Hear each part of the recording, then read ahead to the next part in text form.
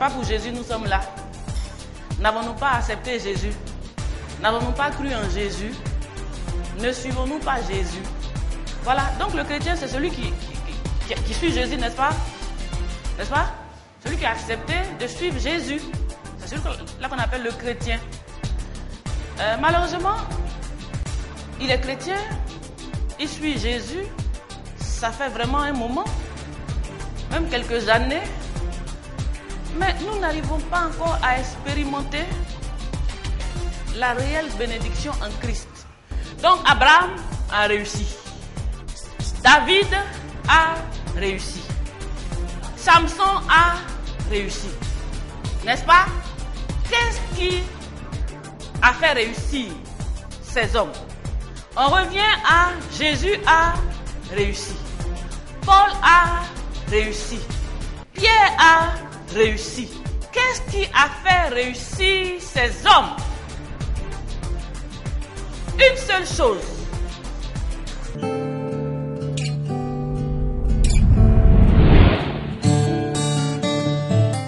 On revient à Jésus a réussi, Paul a réussi, Pierre a réussi. Qu'est-ce qui a fait réussir ces hommes? Une seule chose. Bon, dernière personne, je prends personne. Le papa seul. C'est la présence du Saint-Esprit.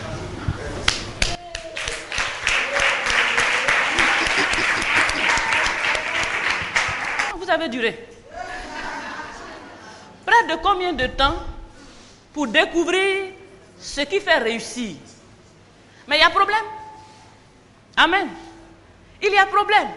Combien de temps on a passé pour essayer de rechercher ce qui fait réussir? Le titre du message, on a dit c'était quoi? Un seul problème que le chrétien doit résoudre pour rentrer effectivement dans sa bénédiction. Un seul problème que le chrétien a. Parce qu'on a constaté qu'on est devenu chrétien depuis longtemps, n'est-ce pas? On a eu des promesses, on est venu. Bon, mais tout ça, ça s'accomplit difficilement. On ne rentre pas effectivement. On est la risée du quartier. On essaie d'évangéliser. On a peur même d'évangéliser nos parents et tout, parce que quand on regarde leur vie, ils sont plus que nous. Alors que les princes devaient être sur les chevaux, les esclaves devaient être à pied. C'est le contraire. Une parole de l'Ancien Testament, c'est encore en train de s'accomplir aujourd'hui. On ne comprend plus rien. Sommes-nous dans l'Ancien Testament? Sommes-nous dans le Nouveau? Mais pourquoi est-ce que ça demeure? Pourquoi est-ce que ça continue? Pourquoi est-ce que les chrétiens de partout continuent de souffrir? C'est ça qu'on était en train de chercher à comprendre. Donc, on cherchait le problème. On a posé des questions et tout, on a recherché. Bon, maintenant on a dit, bon, on va essayer de voir ceux qui ont réussi. Qu'est-ce qui a permis qu'ils réussissent? Et après avoir recherché, gloire à Jésus, le papa nous a donné la réponse. Il dit que ceux qui ont réussi, on constate que ceux-là avaient le Saint-Esprit dans leur vie. C'est-à-dire, c'est le dénominateur commun de tous ceux qui ont réussi. Un seul élément a fait réussir ceux de l'Ancien Testament comme ceux du Nouveau Testament. Donc, c'est le seul élément. C'est ça que je dis quoi? Le seul problème que le chrétien a, c'est de résoudre cette équation.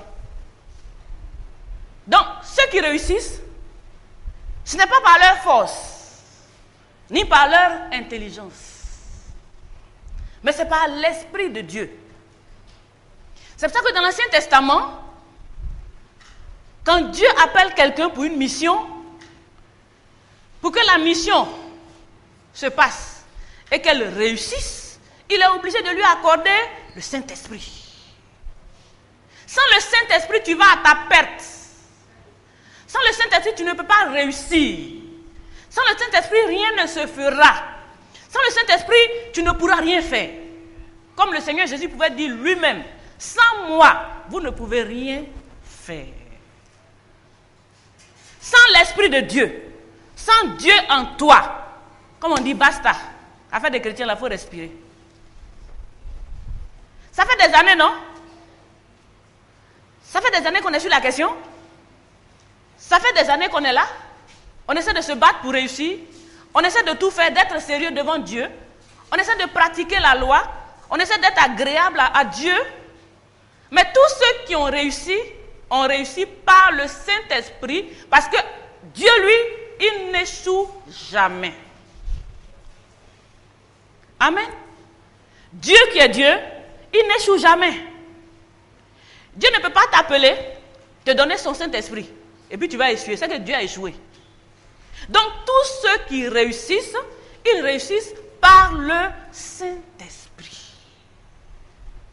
Lisons Jean 15, verset 5. On parle de réussite.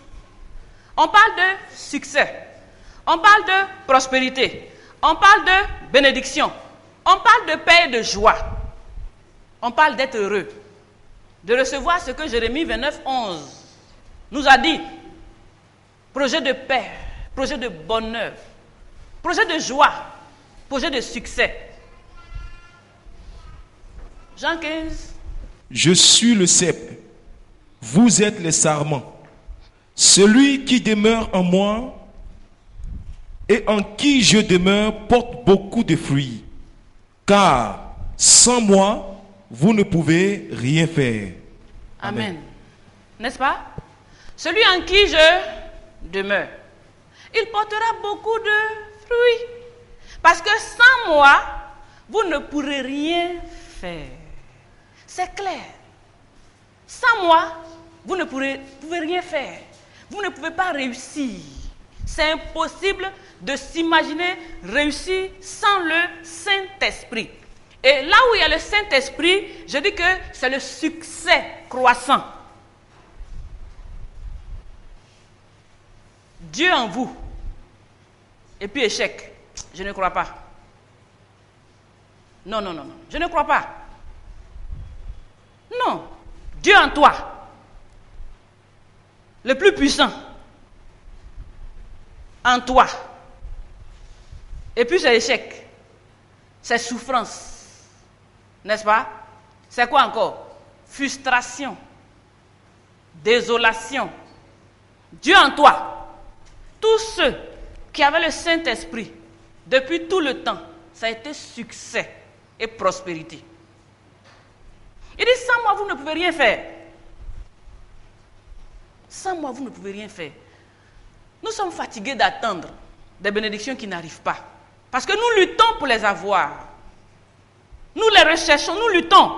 Nous nous battons. Nous essayons de plaire à Dieu. Malheureusement, rien ne se fait.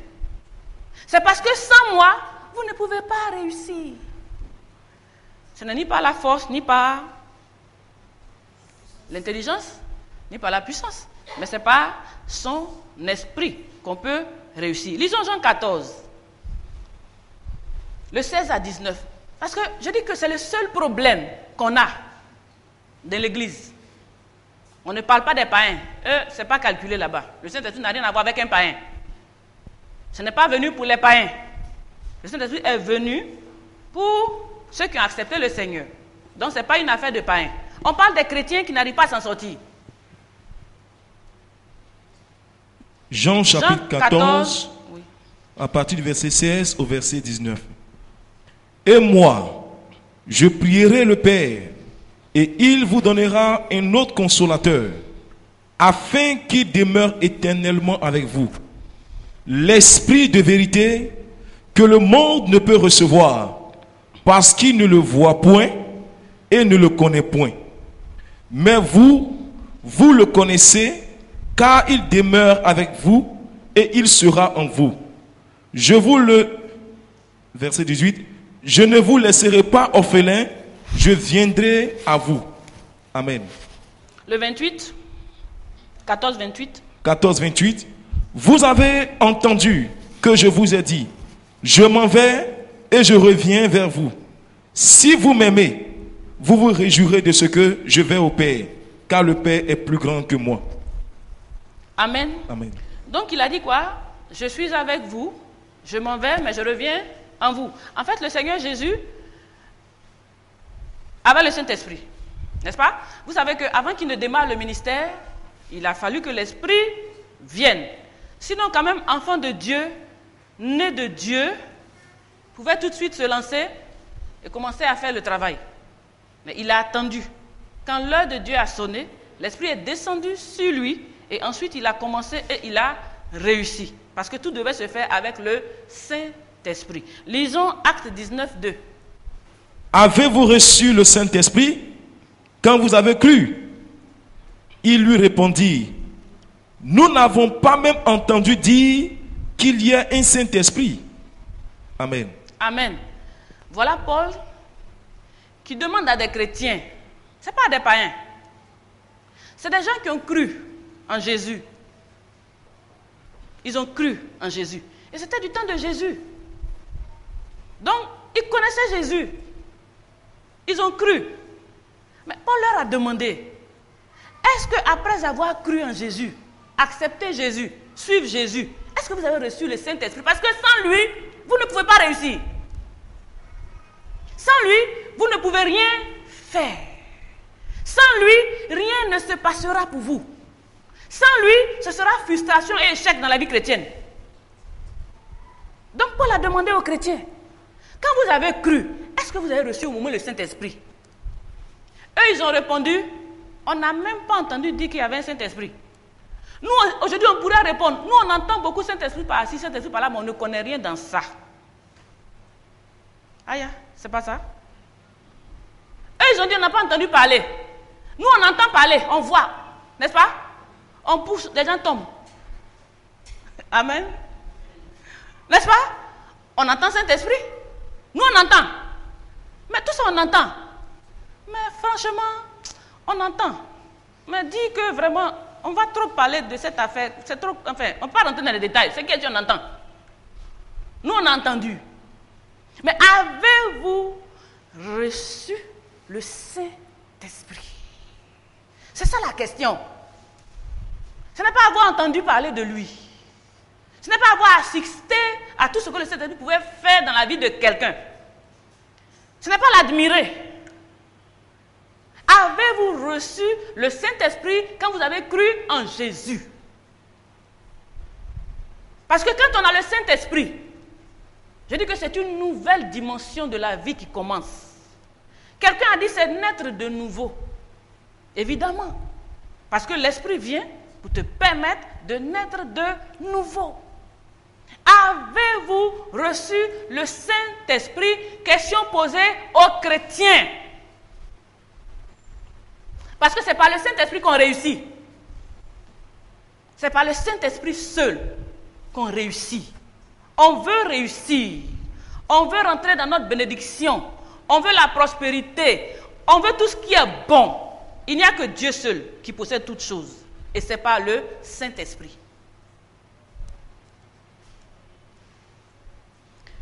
Lisons Acte 1, 8. Acte chapitre 1, le verset 8. Mais vous recevrez une puissance, le Saint-Esprit survenant sur vous, et vous serez mes témoins à Jérusalem, dans toute la Judée, dans la Samarie et jusqu'aux extrémités de la terre. Amen. Amen. Donc Jésus ne voulait pas que ses disciples aillent échouer sur le terrain. N'est-ce pas? Il ne fallait pas aller être ridicule, puisque lui partait. N'est-ce pas? Il partait. Il dit, je m'en vais, mais je vais revenir. Étant donné que je m'en vais, que je ne suis pas encore revenu, patientez. Parce que sans moi, vous allez échouer. Donc, restez ici, cachez-vous quelque part. Attendez ce que le Père a promis. Quand ça va venir, alors vous démarrez dans le succès. Donc, si Jésus lui-même peut conseiller à ses disciples qui l'ont vu, qui l'ont touché, qui ont mangé avec lui, qui ont marché avec lui, d'attendre et de recevoir le Saint-Esprit pour démarrer en succès, c'est tout ce qu'il nous faut pour réussir. Il dit, attendez de recevoir avant de démarrer. Lisons Acte 8, 15. Ceux-ci, arrivés chez les Samaritains, priaient pour eux, afin qu'ils reçoivent le Saint-Esprit. Amen. Amen. Donc, les Samaritains aussi ont reçu le Saint-Esprit. En fait, le Saint-Esprit, c'est le don de Dieu. C'est un cadeau que Dieu a promis. N'est-ce pas? Et il a permis que les Samaritains aussi reçoivent. Parce que Dieu sait que sans son Saint-Esprit, on ne peut pas réussir. C'est ce qu'il a donné dans l'Ancien Testament à tous ceux qui ont réussi. Donc, il en a donné aussi aux Samaritains. Donc ce jour-là, le jour de la Pentecôte, Dieu a décidé vraiment de donner le Saint-Esprit à tout le monde parce qu'il veut que tout le monde réussisse. Il a rendu le Saint-Esprit disponible pour que tout le monde ait et que tout le monde réussisse. Parce que les projets qu'il a, c'est des projets de bonheur, de paix et de joie. L'esprit de joie, l'esprit de paix. C'est ce que Dieu veut. Donc il a permis que les Samaritains, qui ne sont pas des Juifs, reçoivent aussi le Saint-Esprit. Lisons encore Actes 10, 45. Tous les fidèles circoncis qui étaient venus avec Pierre furent étonnés de ce que le don du Saint-Esprit était aussi répandu sur les païens. Amen. Amen. Donc même les païens ont aussi reçu ce don du Saint-Esprit pour réussir. Les païens l'ont aussi reçu. Donc, dans tout ça, c'est-à-dire à chaque fois qu'on a un contact, le don du Saint-Esprit est accordé. Le Saint-Esprit est délivré. Le Saint-Esprit est donné. Donc, il s'agit de Saint-Esprit. Il s'agit de recevoir le Saint-Esprit après avoir cru. Il ne s'agit pas d'être chrétien pour être chrétien pour rien. Parce que sans le Saint-Esprit, vous ne pourrez rien faire. Donc, Dieu s'est assuré qu'il a donné aux Juifs, qu'il a donné aux Samaritains, qu'il a aussi donné aux païens. Parce que sans le Saint-Esprit, nous ne pourrons rien faire. Sans le Saint-Esprit, c'est comme des païens, n'est-ce pas? Parce qu'on n'a pas Dieu. On n'a pas Dieu. Cette fois-ci, Dieu a dit quoi? Je m'en vais, mais je reviens vers vous. Et le Seigneur a dit quoi? Je serai avec vous jusque dans l'éternité. Il ne nous abandonnera plus jamais, parce que sans Dieu, tu ne peux pas. Prenons Acte 19. Ils ont essayé. Verset 14. Vas-y. Acte 19, 14. Écoutez. Acte chapitre 19, à partir du verset 13.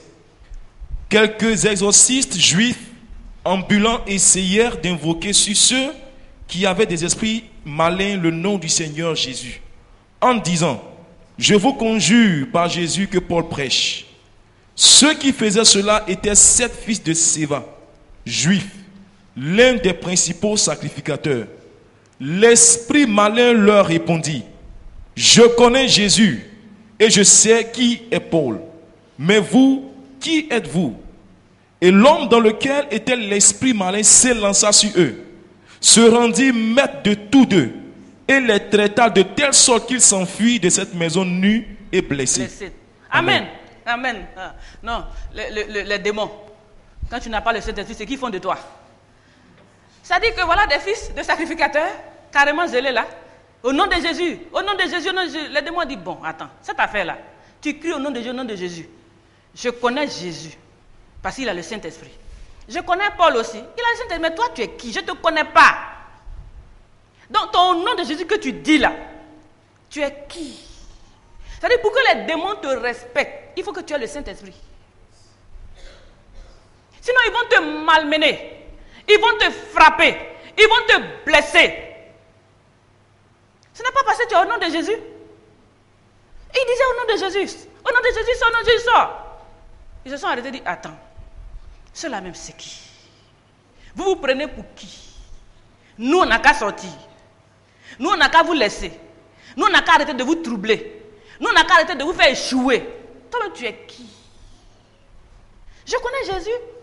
Je connais Paul. Mais toi là, je vais te fatiguer. Amen.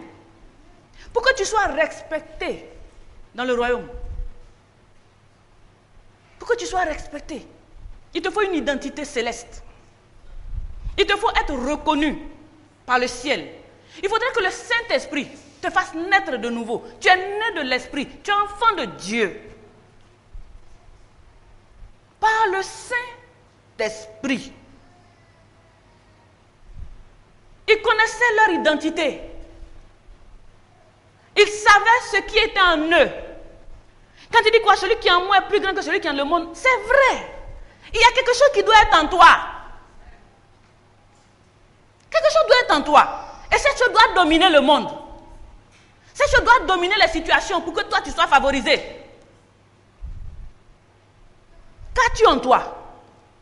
As-tu reçu le Saint-Esprit? L'esprit que moi je connais, c'est un esprit de succès. Un esprit de réussite. Ce n'est pas un esprit qui fait pitié dans l'église. Quelqu'un a dit comme ça, esprit de paix et de joie, esprit d'assurance et de force. As-tu reçu le Saint-Esprit? Le seul problème à résoudre, c'est ce que je viens de vous révéler. Examine toutes choses. Si tu es rentré dans tes bénédictions, si tu es satisfait, tu es content et heureux de ce que Dieu a fait de ta vie, gloire à Jésus. Mais si tu sens toi-même qu'on dirait que quelque chose n'avance pas et que ça ne va pas, il te faut le Saint-Esprit. Parce que c'est capital. Sans le Saint-Esprit, vous ne pourrez rien faire. C'est capital. C'est ce qu'il vous faut pour pouvoir régner dans ce monde. C'est ce qu'il vous faut. Et quand il est là, on voit les fruits. Ça ne se cache pas. On voit les fruits à tous les niveaux. On voit les fruits. Ce matin, je suis venu éveiller ta conscience sur le fait que la vie chrétienne n'est pas une vie de misère. La vie chrétienne n'est pas une vie de pitié. La vie chrétienne n'est pas une mauvaise vie. La vie chrétienne, c'est une vie merveilleuse. Parce que Dieu nous a appelés à ça. C'est une vie merveilleuse. Une vie, si tu ne l'as pas vécue, oh, je souhaite que tu reçoives le Saint-Esprit au nom de Jésus. Amen. Je voudrais m'arrêter là pour aujourd'hui. Que Dieu vous bénisse.